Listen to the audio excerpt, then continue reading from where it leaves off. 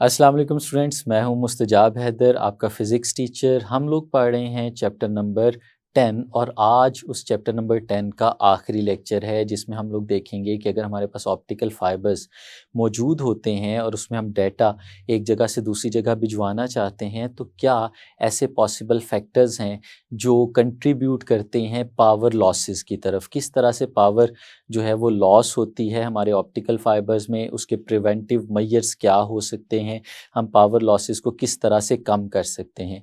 तो स्टूडेंट्स चलें light board की तरफ चलते हैं और इन सब बातों को सीखते हैं। स्टूडेंट्स, जब ऑप्टिकल फाइबर के अंदर लाइट ट्रैवल करते हुए एक जगह से दूसरी जगह जाती है तो इसमें भी कुछ ऐसी दिक्कतें आती हैं जिसकी वजह से हमारा जो सिग्नल है वो लॉस हो जाता है, जिसे हम पावर लॉस कहते हैं। यानी हमारा जो सिग्नल है सही तरह से वो दूसरे एंड पे नहीं पहुंच पाता, जिसकी वजह से हमारी पावर, हमारा जो एफर्ट है वो वेस्ट हो जाता है। अब हमने देखना है कि वो लॉसेस ऑफ पावर किस वजह से होते हैं और क्या क्या होते हैं। सबसे पहले students, there are two basic reasons या two basic causes of power loss. पहला जो है, there are two basic types of power losses. अब स्टूडेंट्स ये क्या होते हैं? सबसे पहला जो पावर लॉस है वो है एब्जॉर्प्शन की वजह से, एब्जॉर्प्शन ऑफ लाइट।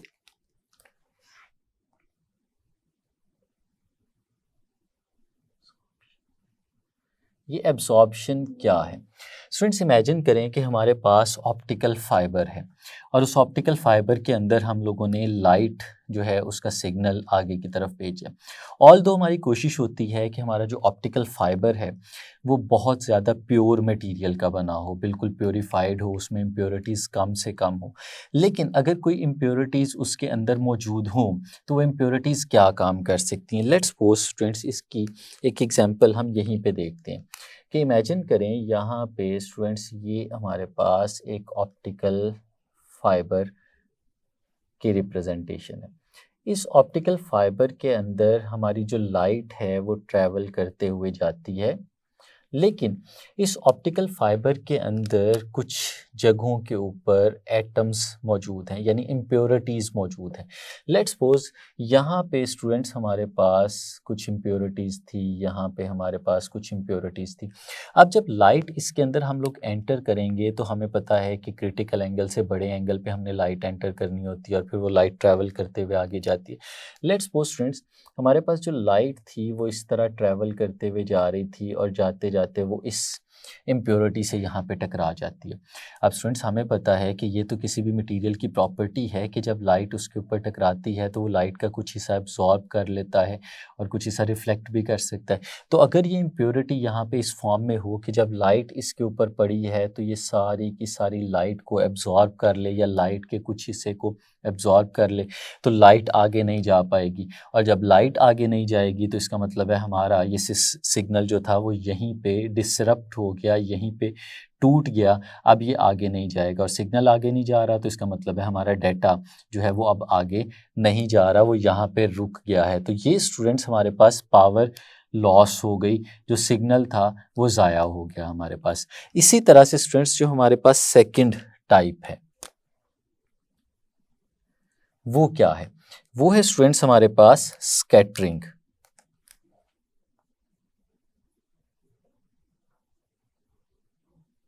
स्कैटरिंग, अब स्कैटरिंग क्या है? स्टूडेंट्स अगर तो हमारे पास इम्प्योरिटी मौजूद हो इस फॉर्म में और लाइट उससे टकराए तो लाइट एब्जॉर्ब होके भी ज़ाया हो सकती है। लेकिन एक और पॉसिबिलिटी भी है कि अगर हमारे पास इसी तरह का एक और ऑप्टिकल फाइबर मौजूद है और इस ऑप्टिकल फाइबर में भी कुछ इसी तरह की इम्प्योरिटीज़ मौजूद हैं, कुछ ग्रुप ऑफ एटम्स हैं जो डिफरेंट जगहों पे प्लेस हैं। और स्टूडेंट्स हमारे पास एक बीम ऑफ लाइट आती है और वो लाइट जब ट्रैवल करती है और वो ट्रैवल करते हुए लेट्स सपोज यहाँ तक आती है और फिर इससे टकराती है इस जगह पे, और इससे टकराने के बाद लेट्स सपोज स्टूडेंट्स वो स्कैटर हो जाती है, उसका पाथ थोड़ा सा चेंज हो जाता है, और उसका अगर पाथ चेंज हो जाए तो हमें पता है कि हो सकता है कि वो क्लैडिंग तक पहुँचे और उसका जो एंगल ऑफ इंसिडेंस है वो क्रिटिकल एंगल से कम हो जाए, और वो जब क्रिटिकल एंगल से कम होगा तो वो लाइट जो है वो हमारे ऑप्टिकल फाइबर के कोर में से बाहर निकल के वेस्ट हो जाएगी। तो इस तरह से हमारे पास पावर लॉस हो सकता है। यानी ये जो दो हमारे पास पावर लॉसेस नज़र आ रहे हैं, एक एब्जॉर्प्शन की वजह से और एक स्कैटरिंग की वजह से, ये दोनों लॉसेस बेसिकली इसलिए हैं कि हमारे ऑप्टिकल फाइबर के अंदर इम्प्योरिटीज़ मौजूद हैं। तो इम्प्योरिटीज़ की प्रेजेंस की वजह से एब्जॉर्प्शन भी हो सकती है, और इम्प्योरिटीज़ की प्रेजेंस की वजह से स्कैटरिंग भी हो सकती है, और फिर इन दोनों रीजंस की वजह से हमारे पास जो पावर है वो लॉस भी हो सकती है। ये तो दो मेथड थे। अगर हम लोग आगे देखें कि इम्प्योरिटीज़ नहीं है, हमारा जो ऑप्टिकल फाइबर है वो बहुत ज़्यादा प्योर है, इम्प्योरिटीज़ की क्वांटिटी उसके अंदर बहुत ज़्यादा कम है, उसके बावजूद भी जो हमारा सिग्नल है वो डिसरप्टेड फॉर्म में या डिस्टॉर्टेड फॉर्म में बाज़-औक़ात दूसरे एंड पे पहुंचता है। वो ऐसा क्यों होता है? ऐसा बाज़-औक़ात इस वजह से होता है कि जो लाइट हम लोग एंटर करवा रहे हैं, अगर वो लाइट प्योरली मोनोक्रोमैटिक ना हो, या हम ऑप्टिकल फाइबर ही वो यूज़ कर रहे हैं जिसमें हम लोगों ने मोनोक्रोमैटिक की बजाय वाइट लाइट यूज़ की हुई है, तो अगर ऐसा कोई सीन हमारे पास हो जाए और हम ऑप्टिकल फाइबर के अंदर लाइट एंटर करवाएं, तो स्टूडेंट्स बड़ा इंटरेस्टिंग सा एक केस हो सकता है। हम उसको यहाँ पे केस स्टडी के तौर पे डिस्कस करते हैं। लेट्स सपोज स्टूडेंट्स हमारे पास ये एक ऑप्टिकल फाइबर मौजूद है, और स्टूडेंट्स ये जो है ये एक स्टेप इंडेक्स ऑप्टिकल फाइबर है, यानी इसके अंदर अगर हम लोग बात करें तो कोर और क्लैडिंग के दरमियान एक वाज़े बाउंड्री मौजूद है, जो कि हम प्रीवियस लेक्चर्स में डिस्कस कर चुके थे। अब स्टूडेंट्स लेट्स सपोज हम यहाँ से बाहर से एक लाइट इसके अंदर एंटर करवाते हैं। लेट्स सपोज स्टूडेंट्स ये एक लाइट जो थी वो यहाँ पे पहुँची। अब स्टूडेंट्स बाहर एयर है और ये हमारे पास ग्लास है, तो ये जो हमारे पास बना इस वक्त ये ग्लास और एयर की बाउंड्री बन गई। अब स्टूडेंट्स अगर हम लोग ये देखें, ये जो लाइट इसके अंदर हमने एंटर कराई है, अगर ये लाइट मोनोक्रोमैटिक ना हो बल्कि लेट्स सपोज ये 3 डिफरेंट वेवलेंथ से मिलके बनी है, जो कि λ1, λ2 और λ3 हैं, ये 3 डिफरेंट वेवलेंथ्स हैं जिन्होंने मिलके ये लाइट बनाई है। अब जब लाइट इससे एंटर होगी तो हमें पता है कि जब वो एक रिफ्रैक्टिव इंडेक्स के मीडियम से दूसरे रिफ्रैक्टिव इंडेक्स के मीडियम में जाती है तो उसका पाथ जो है वो चेंज हो जाता है। तो यहाँ पे डिफरेंट वेवलेंथ्स के पाथ चेंज हो जाएंगे।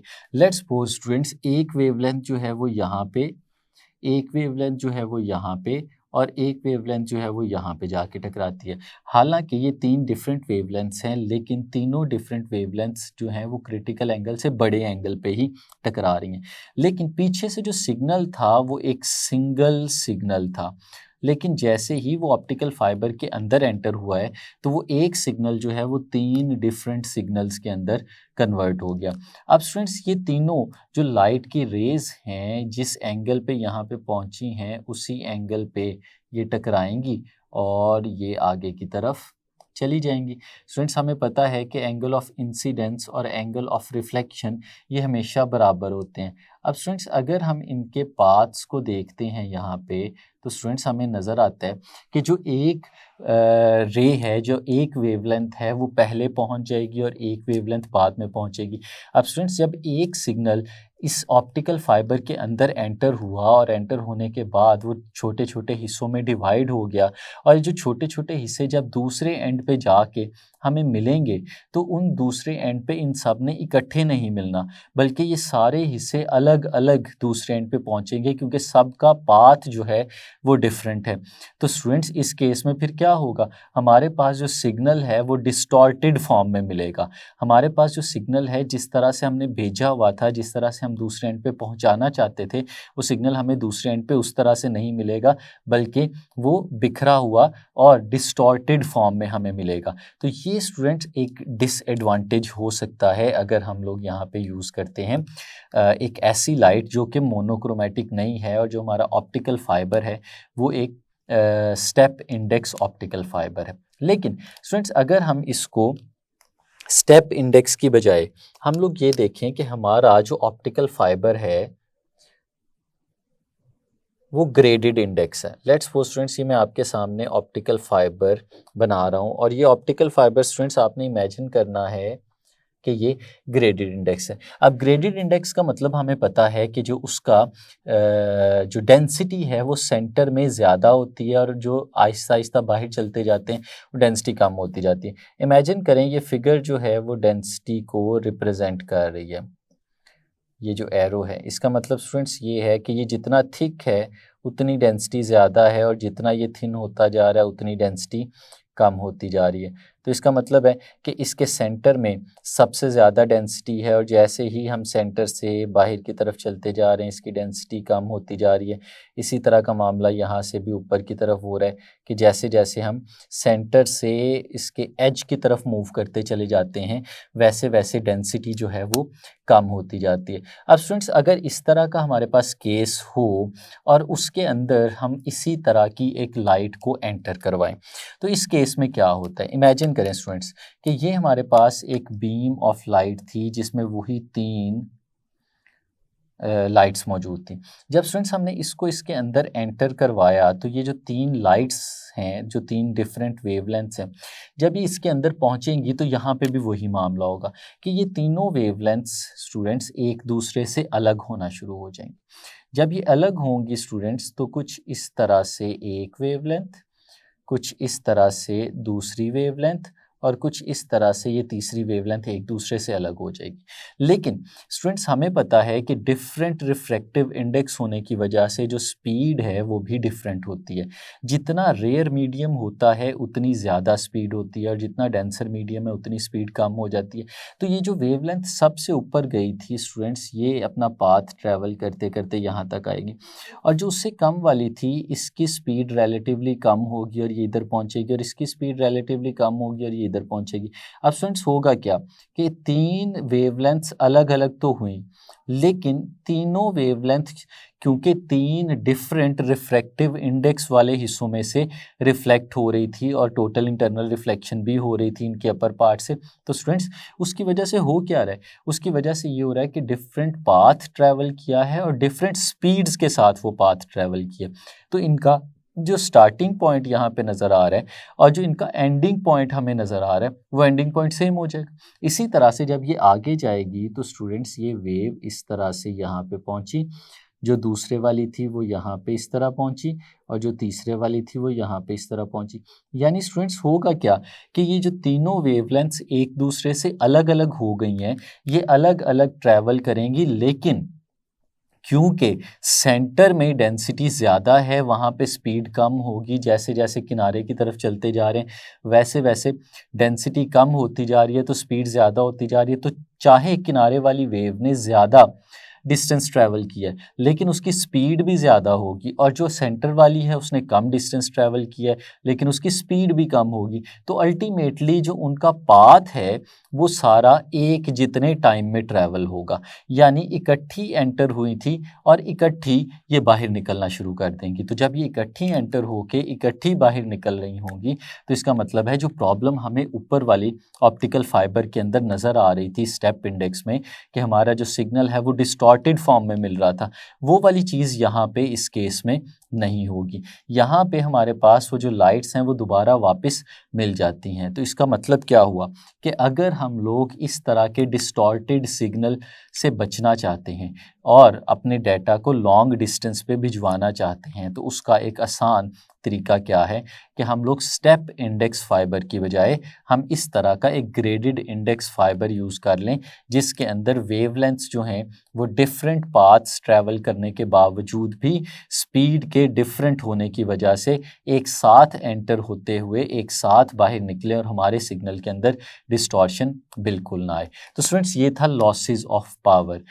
किस तरह से हम लोगों ने एब्जॉर्प्शन से और स्कैटरिंग से जो लॉस ऑफ पावर है अगर उसे बचाना है तो हमें अपने ऑप्टिकल फाइबर को प्योर करना पड़ेगा। और अगर हम लोग इस तरह की डिसरप्शन से और डिस्पर्शन से बचना चाहते हैं तो फिर इस डिस्पर्शन और डिसरप्शन से बचने का हमारा जो मेथड है वो ये है कि हम स्टेप इंडेक्स की बजाय हम लोग ग्रेडेड इंडेक्स फाइबर जो है वो इस्तेमाल करें। तो ये था स्टूडेंट्स हमारा आज का लेक्चर। उम्मीद है आपको अच्छे से समझ आया होगा। आज के लेक्चर के लिए इतना ही, इजाज़त दीजिए, अल्लाह हाफिज़।